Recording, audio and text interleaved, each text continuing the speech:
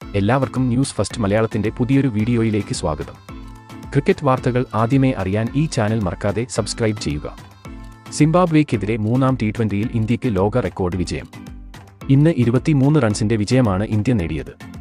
ഇതോടെ ഇന്ത്യ പരമ്പരയിൽ 2-1 മുന്നിൽ എത്തി. ഇന്ത്യക്ക് വേണ്ടി വാഷിംഗ്ടൺ സുന്ദർ 3 വിക്കറ്റും ആവേശ് ഖാൻ 2 വിക്കറ്റും വീഴ്ത്തി.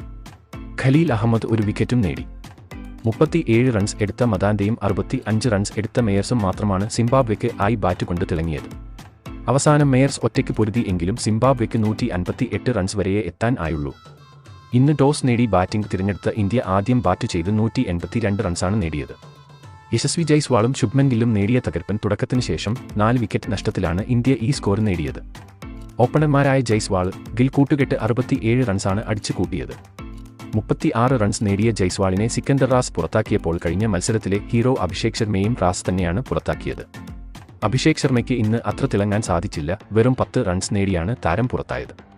അതിനുശേഷം 72 റൺസ് 3-ാം വിക്കറ്റിൽ നേടി ഗിൽ ഗെയ്ക്വാദ് കൂട്ടുകെട്ടാണ് ഇന്ത്യയെ മുന്നോട്ട് നയിച്ചത്. 66 റൺസ് നേടിയ ഗില്ലിന്റെ വിക്കറ്റ് വീഴ്ത്തിയാണ് സിംബാബ്വെ ഈ കൂട്ടുകെട്ട് തകർത്തത്. ഗെയ്ക്വാദിന് 1 റൺസിന് അർദ്ധശതകം നഷ്ടമായപ്പോൾ ഇന്ത്യക്ക് 4-ാം വിക്കറ്റ് നഷ്ടമായി. 28 പന്തിൽ 49 റൺസാണ് താരം നേടിയത്. സഞ്ജു സാംസണ് 7 പന്തിൽ നിന്ന് 12 റൺസുമായി പുറത്താകാതെ നിന്നു. 2 ഫോറുകൾ ഉൾപ്പെടുന്നതായിരുന്നു സഞ്ജുവിന്റെ ഇന്നിംഗ്സ്. സഞ്ജു ഇന്ന് വിക്കറ്റ് കീപ്പർ വൈസ് ക്യാപ്റ്റൻ റോളിൽ ആയിരുന്നു കളിച്ചത്. കുറച്ചുകൂടി നേരത്തെ സഞ്ജുവിന് ഇറങ്ങാൻ കഴിഞ്ഞിരുന്നുവെങ്കിൽ സഞ്ജു ഒരു വെടിക്കെട്ട് പ്രകടനം തന്നെ നടത്തിയേനെ. എന്തായാലും വിക്കറ്റ് കീപ്പറായി സഞ്ജു മിന്നിത്തിളങ്ങി. ഇനി 2 മത്സരങ്ങളാണ് സിംബാബ്വേക്കെതിരെ അവശേഷിക്കുന്നത്. അതും ജയിച്ച് സിംബാബ്വേയെ നാണം കെടുത്തി വിടാൻ ആയിരിക്കും ടീം ഇന്ത്യയുടെ പദ്ധതി. അപ്പോൾ ഇന്നത്തെ ഇന്ത്യയുടെ കളിയെ പറ്റിയുള്ള നിങ്ങളുടെ അഭിപ്രായം താഴെ കമന്റ് ചെയ്യുക. അതുപോലെ കൂടുതൽ ക്രിക്കറ്റ് വാർത്തകൾക്കായി ഈ ചാനൽ മറക്കാതെ സബ്സ്ക്രൈബ് ചെയ്യുക.